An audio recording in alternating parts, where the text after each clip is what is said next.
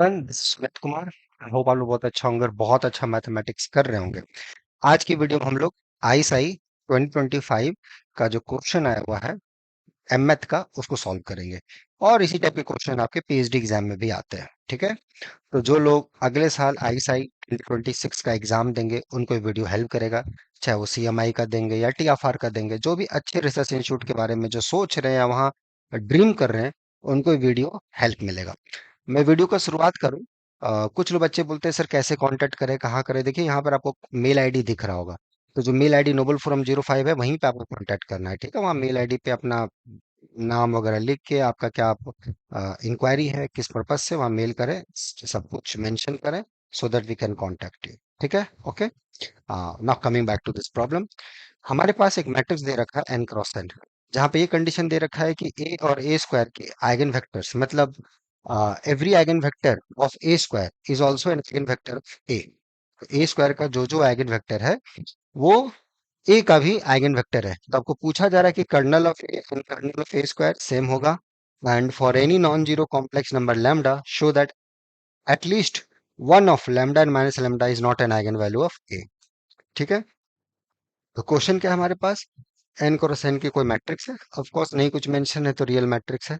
Suppose that every eigenvector of A square, मतलब ए square का अगर कोई आइगन वेक्टर है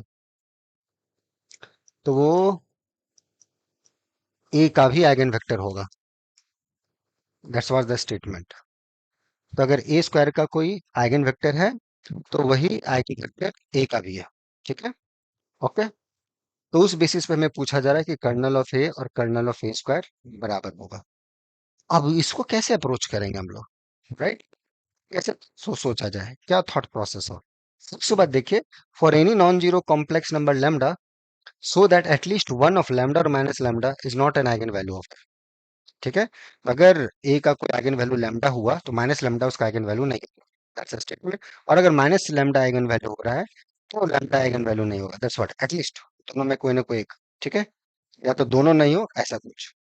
चलिए, तो आगे बढ़ते हैं, कैसे अप्रोच किया जाए, right?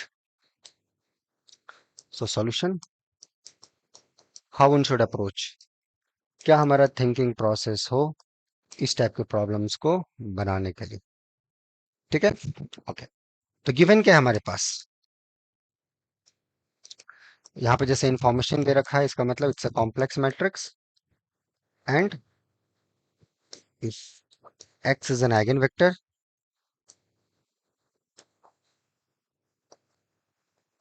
of a square, then it is an eigenvector of a.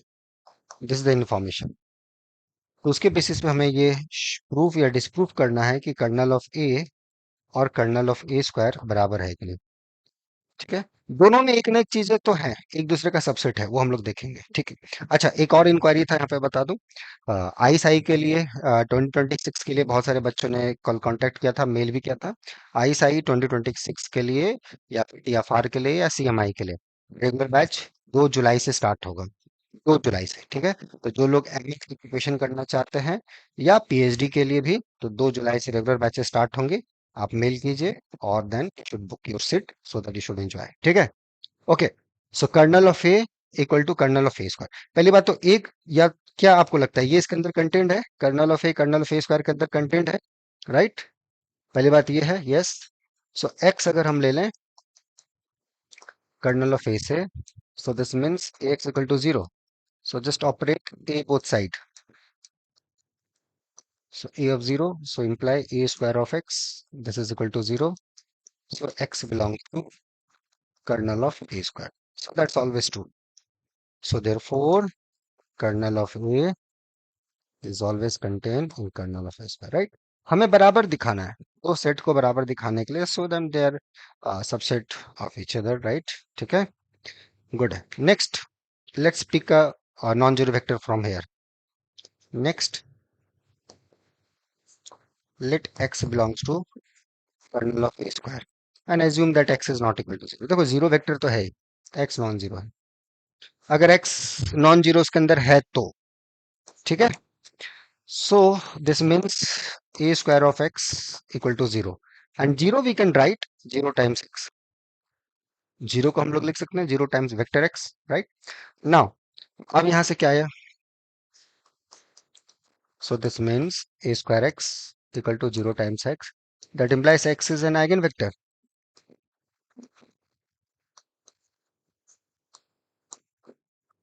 of a square and zero is corresponding eigenvalue. I am assuming kernel of A square के अंदर नॉन जीरो वेक्टर है, अगर सारे जीरो हो गए तो फिर then they are equal, right?